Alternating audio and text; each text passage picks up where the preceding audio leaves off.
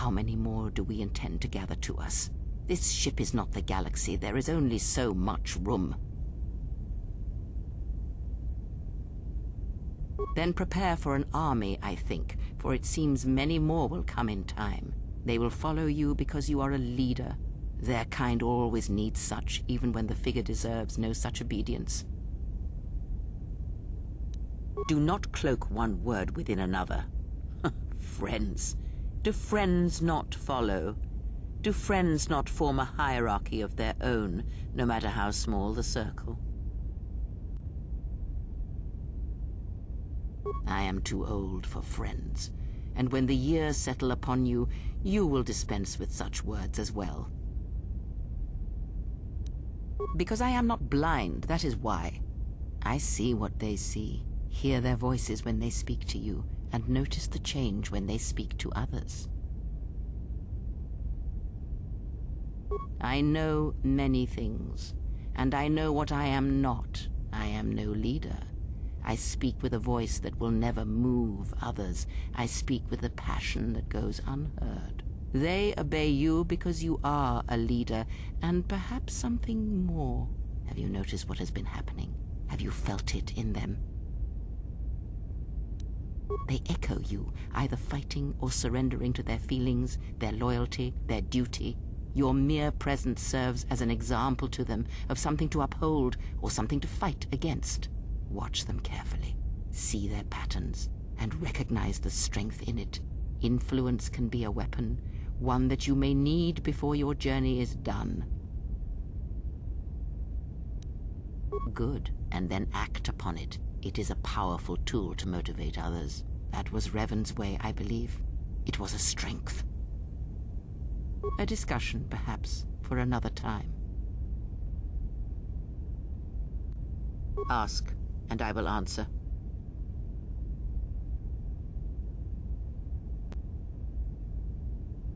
There are countless reasons, and I have neither the time nor the patience to list them all. Do you think to turn her from Atris's will? If so, I hope your arrogance will prove true in time. But I will abide her presence. She may have her uses.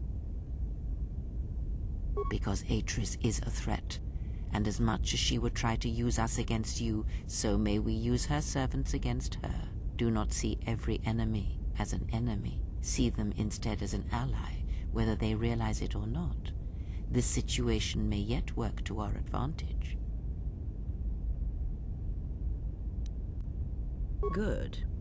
That is the most to be done until events unfold, as I'm sure they will in time. Ask, and I will answer. There is nothing wrong with my sight, if that is your question. I see all that I need, though the seeing of things flesh and blood has failed me some time ago. They were distractions only. There is nothing wrong with my eyes. They simply have atrophied from use. They are adequate to distinguish shapes, silhouettes. If need be, I could heal them, restore my sight, but sight can prove a distraction. When one relies on sight to perceive the world, it is like trying to stare at the galaxy through a crack in the door. But that is a lesson for another time. You must learn to see crude matter for what it is, before the veil is lifted. Ask, and I will answer. Does it matter? Of course it does. Such titles allow you to break the galaxy into light and dark, categorize it. Perhaps I am neither, and I hold both as what they are, pieces of a whole. Know that I am your teacher, and that is enough. What do you wish to hear? That I once believed in the code of the Jedi? That I felt the call of the Sith? That perhaps once I held the galaxy by its throat? That for every good work that I did, I brought equal harm upon the galaxy? That perhaps what the greatest of the Sith Lords knew of evil they learned from me? What would it matter now? There is only so much comfort in knowing such things, and it is not who I am now.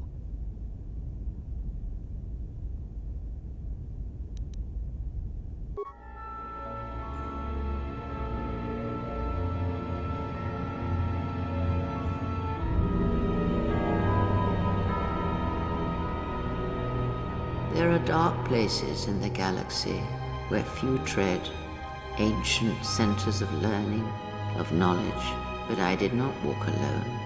To be united by hatred is a fragile alliance at best.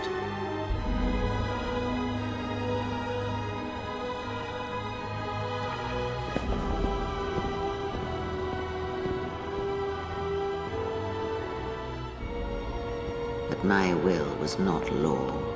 There were disagreements, ambition,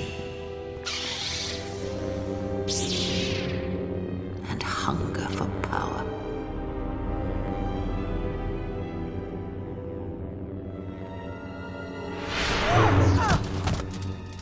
There are techniques within the Force against which there is no defense.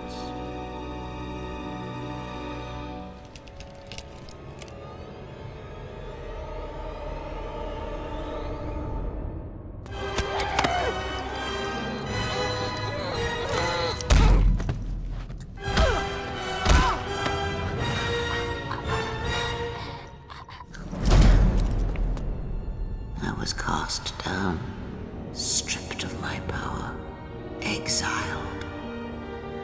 I suffered indignities and fell into darkness. Learn from me, my mistakes, and use that knowledge to become greater than I. That is all I ask of you, and that is all I desire. In you all my hopes rest for the future, for the Force. If it means so much to you, then this I swear to you upon my life, upon our lives, that when your training is complete, I will answer everything. There shall be no more shadows between us, only truth that exists between master and apprentice.